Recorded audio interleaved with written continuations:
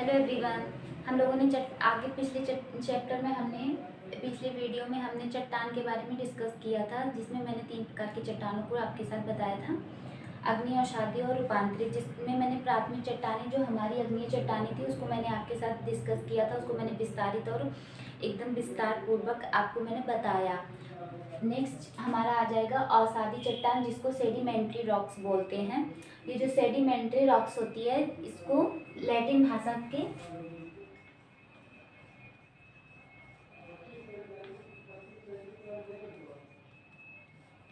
Sedimentary को Latin भाषा के सेडिमेंटम शब्द से लिया गया है। ये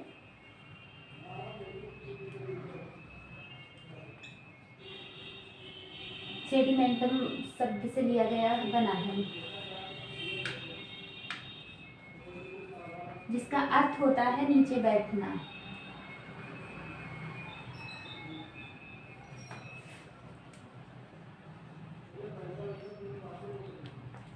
जैसे मैंने पहली चट्टानें बताई थी, अग्नि चट्टानों के बारे में। जब उसमें सूर्य का तापमान बढ़ता है, सूर्य का प्रकाश पड़ने से चट्टानें जो होती हैं फैलती हैं। जब उस पर चट्टानों पे तापमान पड़ता है, जब तापमान का प्रभाव पड़ता है तो चट्टानें फैलती हैं। जब तापमान का असर खत्म हो जाता है, चट्टानें शीतल हो जाती हैं, तो चट्टानों में इस सिकुड़न का प्रभाव होता है, सिकुड़न पड़ जाती है। तो उससे क्या होता है, चट्टानों में अपक्षय और अपर्दन की क्रियाएँ होती हैं। जब अपक्षय की क्रिया होती है चट्टानों पर, तो चट्टानें टूट के बिखर जाती हैं। जब अपर्दन की क्रिया होती है, तो जल के माध्यम से, जब बारिश होती है, जल के माध्यम से चट्टानें जो है वो जल के माध्यम से बहकर नीचे मैदानों में या गर्त या खाइयों में आके जमती हुई चली जाती है। तो जो हमारी आग्नेय चट्टानों की शैलें थी, वो जब अपक्षय और अपर्दन की क्रिया के कारण जाके जब निक्षेपित हो जाती हैं। इसमें 3 क्रियाएं होती हैं, अपक्षय, अपर्दन और निक्षेपण। अपक्षय में होता है चट्टानें अपनी ही जगह पर टूट के बिखर जाती हैं संकुचन और फैलाव के कारण। और जब बारिश होती है, जल के माध्यम से जब रिस कर चट्टानें नीचे आती हैं, उससे घिस कर जब चट्टानें नीचे आती हैं, तो उसको अपर्दन बोलते हैं। और जब कहीं जाके जम जाती हैं, उसको निक्षेपण बोलते हैं। तो जब जल के माध्यम से चट्टानें कहीं जाकर जम जाती हैं, परत दर परत जमती हुई चली जाती हैं, तो वहाँ पर अवसादी चट्टानों का निर्माण हो जाता है। अवसादी चट्टानों को परतदार चट्टान भी कहते हैं, क्योंकि उसमें जो चट्टान चूड़ का जमा हुआ रहता है जल के माध्यम से, उसी के कारण उसमें ये परतों में ही इसका जमा हुआ रहता है, इसीलिए इसको परतदार चट्टानें कहते हैं, अवसादी चट्टानों को। जैसे ये हमारी अग्नि चट्टानें है, यहाँ पे इसमें सूर्य का प्रकाश पड़ता है। ये हमारी अग्नि चट्टानें हैं। तो इसमें जब सूर्य का प्रकाश पड़ता है, तो चट्टानें जो है वो फैलती हैं। लेकिन जब सूर्य का प्रकाश नहीं पड़ता है, तो चट्टानें सिकुड़ती हैं। इसी के कारण इसमें चटकन और दरारें पड़ जाती हैं। जब इसमें चटकन और दरारें पड़ जाती हैं, तो चट्टानें जो है आपस में ही टूट फूट इसमें मच जाती है, टूट फूट होने लगता है। जब टूट फूट होने लगता है, तो जल के माध्यम से ये अपर्दित होने लगती हैं। देखिए, इनका अपर्दन होने लगता है, ये बहने लगती हैं चूर्ण के माध्यम से। जब चूर्ण के माध्यम से बहने लगती हैं, तो ये एक जगह जाकर निक्षेपित हो जाती हैं। जब ये गर्तों और झीलों, सागरों में जाके निक्षेपित होने लगती हैं, तो वहाँ पे परत दर परत इनका निर्माण होने लगता है, जमने लगती हैं, इनका जमा होने लगता है परत दर परत के रूप में। जब इनका परत दर परत के रूप में जमा होने लगता है, तो वहाँ पे परतदार शैलों का निर्माण हो जाता है, जिसको अवसादी शैल बोलते हैं। तो वहाँ तब यहीं पर अवसादी शैल का निर्माण हो जाता है। अवसादी शैल की कुछ विशेषताएं भी होती हैं, जैसे इसको आप नोट करिए।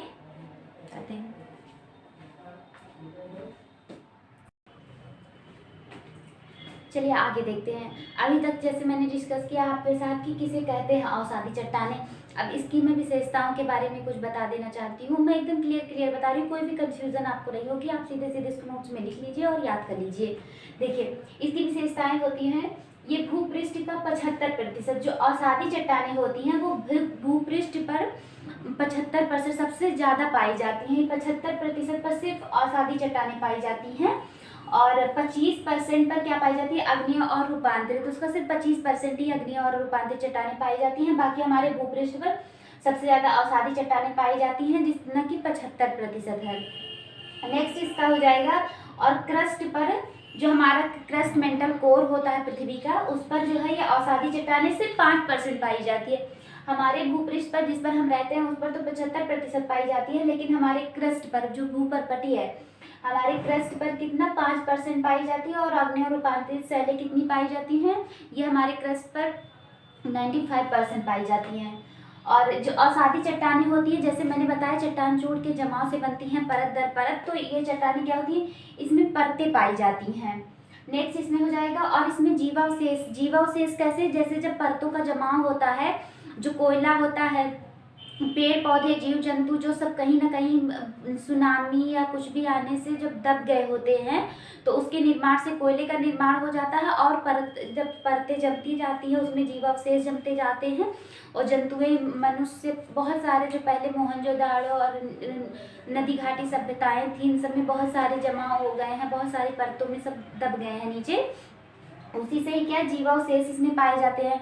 और ये चट्टानें जो हैं वो दलदली स्थान पर होते हैं। और जैसे कुछ चट्टानें होती है, जैसे चीका मिट्टी, जो चीका मिट्टी पाई जाती है अवसादी चट्टानों में, तो वो जो होती है चीका मिट्टी थोड़ी कठोर होती है, उसमें पानी जो है वो प्रवेश नहीं कर पाता, इसलिए क्या होता है, ये मुलायम भी होता है और कठोर भी होता है।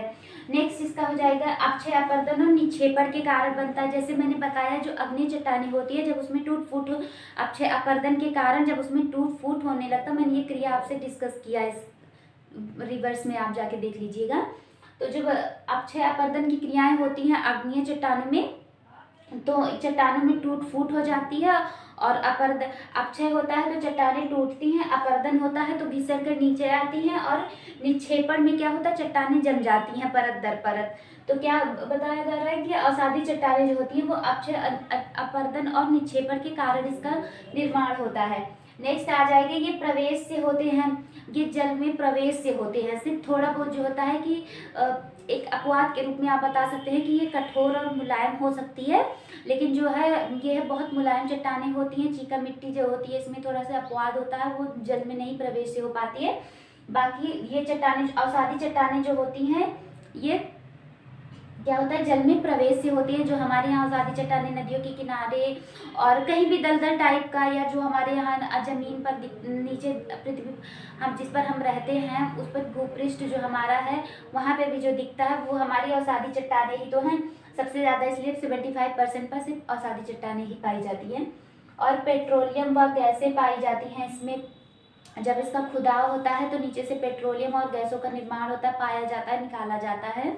कोयला पाया जाता है कई प्रकार का, आगे मैं आपके साथ डिस्कस करूंगी, इसको आप नोट कर लीजिए।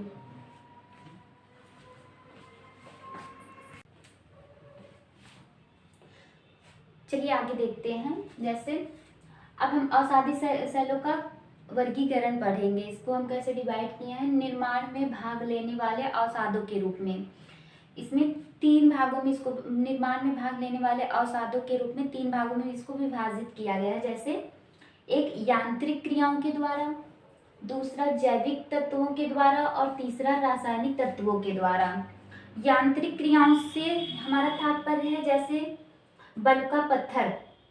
बालुका पत्थर जो है ये कैसे, इसका निर्माण कैसे होता है, ये जो रेत होता है, रेत के जो कण होते हैं, रेत में कई प्रकार के 5-6 प्रकार के कण होते हैं, छोटे कण, बड़े कण, बहुत बड़े कण, बहुत मध्यम कण, ऐसे ऐसे करके कई कण होते हैं। जब इनका समूह, इनका संगठन होता है तो फिर बालुका पत्थर का निर्माण होता है, बड़े बड़े कणों का निर्माण हो जाता है, जिसको बालुका पत्थर बोलते हैं, लाइमस्टोन।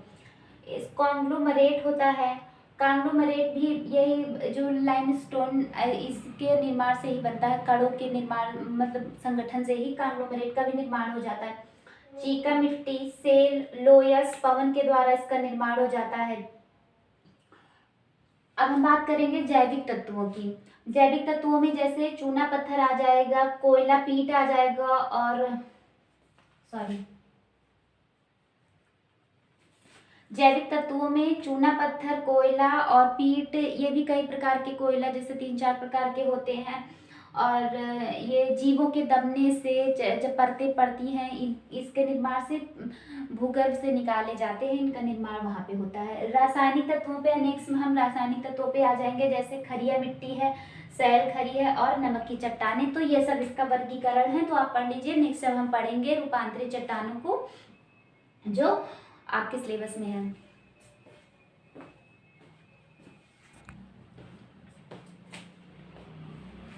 चलिए अब आगे हम देखेंगे। अभी तक हमने आग्नेय चट्टानें देखी और अवसादी चट्टानें देखी। अब हम रूपांतरित चट्टानों को देखेंगे, जिसको मेटामॉर्फिक रॉक बोलते हैं। मेटामॉर्फिक रॉक जो रूपांतरित चट्टानें हैं, इसको कायांतरित चट्टानें भी बोलते हैं। तो जो हमारी ये रूपांतरित चट्टानें हैं, ये हमारी आग्नेय और अवसादी, आग्नेय जो हमारी प्राथमिक चट्टानें थी और अवसादी जो उसके टूट फूट से बनी हुई थी। तो आग्नेय और अवसादी चट्टानों के रूपांतरण से ही क्या होता है, रूपांतरित चट्टानें बन जाती हैं। जैसे ये हमारी आग्नेय चट्टानें थी और ये रूपांतरित,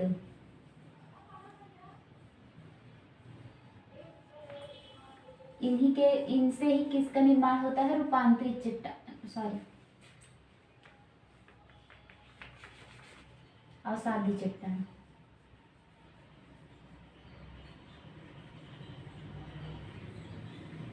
इनसे ही रूपांतरित चट्टानों का निर्माण होता है।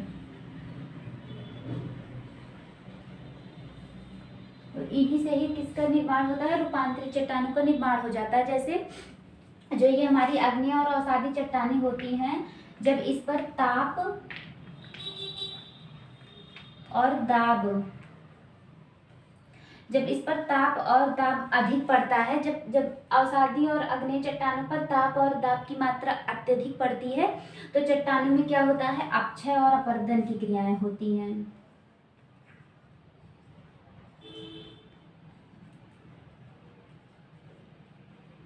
तब चट्टानों में अपक्षय और अपरदन होता है, जिसके कारण चट्टानें टूटती हैं और उनका अपरदन हो जाता है। फिर वो जाके रूपांतरित, फिर जाके जब अपरदन होता है, निक्षेपित होती हैं, तो अवसादी चट्टानों का निर्माण होता है। लेकिन जब इनका रूप बदल जाता है, जब यह रूप अपना बदल लेती हैं, इनका रूपांतरण हो जाता है, तो यह रूपांतरित चट्टानें हो जाती हैं, जिसको मेटामॉर्फिक रॉक बोलते हैं।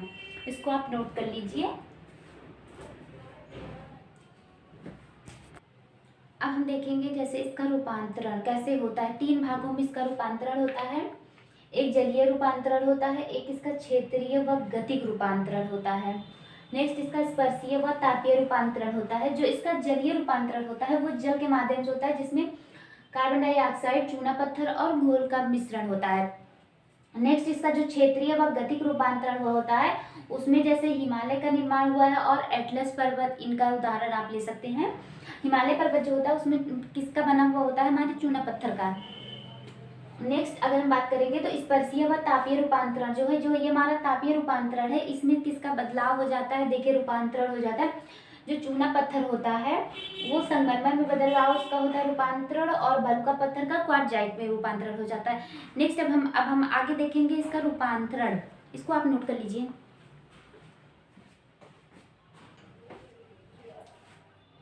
चलिए अब इसका रूपांतरण देखते हैं। अब इसके रूपांतरण की हम बात करेंगे तो ये मूल चट्टानें हैं और ये रूपांतरित जो हुई हैं। तो सबसे पहले हम आग्नेय चट्टानों के बारे में देखेंगे कि इनका रूपांतरण किसमें और किसका हुआ। ये आपके लिए बहुत इंपॉर्टेंट है और यहाँ से एग्जाम में बहुत सारे क्वेश्चन आ जाते हैं, तो इसको आप बहुत अच्छे से पढ़िए, बहुत इंपॉर्टेंट है, वेरी वेरी इंपॉर्टेंट है। तो देखिए आग्नेय चट्टानों का कैसे रूपांतरण हुआ है। जैसे आग्नेय चट्टानों में मैं बात करूंगी तो ग्रेनाइट, बेसाल्ट, कैब्रो और बिटुमिनस कोयला। तो जैसे फर्स्ट ऑफ ऑल ग्रेनाइट चट्टानें जो है उनका रूपांतरण किसमें रूपांतरित हुई है, नीस में। ग्रेनाइट का रूपांतरण नीस में हुआ, बेसाल्ट का सिस में, गैब्रो का सर्पेंटाइन, बिटुमिनस कोयला का ग्रेफाइट में। इसका एक तीसरा रूपक भी होता है क्या, हीरे में। ग्रेफाइट वैसे भी देखिए हीरे का रूपक होता है। नेक्स्ट अब हम बात करेंगे अवसादी चट्टानों का। दूसरी चट्टानें हमारी कौन सी है, अवसादी चट्टानें। अवसादी चट्टानें हमारी इतनी सारी हैं, इनका रूपांतरण देखिए कुछ रूपों में हुआ है। जैसे सैल जो होता है वो स्लेट में बदल जाता है, चूना पत्थर का रूपांतरण संगमरमर में हो जाता है, बलुआ पत्थर जो होता है वो क्वार्टजाइट में बदल जाता है, डोलोमाइट जो होता है वो संगमरमर में बदल जाता है, और लिग्नाइट कोयला जो होता है वो एंथ्रेसाइट कोयला में बदल जाता है। इसका रूपांतरण हो जाता है, बदलाव हो जाता है। स्लेट अब हम बात करेंगे तीसरी चट्टानें हमारी रूपांतरित चट्टानें हैं। रूपांतरित चट्टानों का रूपांतरण देखिए कैसे होता है, कायांतरित चट्टान एक प्रकार से कही जाएगी। जब रूपांतरित चट्टानों का भी रूपांतरण हो जाता है उसी को कायांतरित चट्टानें कहते हैं। जैसे जो स्लेट होता है ये फाइलाइट में बदल जाता है, इसका कायांतरण हो जाता है, और फाइलाइट तक इसमें हो जाता है, सिस्ट में हो जाता है। That's it. तो आपको हमारा वीडियो कैसा लगा? आप मेरे वीडियो को ढेर सारा लाइक, सब्सक्राइब और शेयर करिए, और इसको आप नोट कर लीजिए, आपके लिए बहुत इंपॉर्टेंट है। धन्यवाद।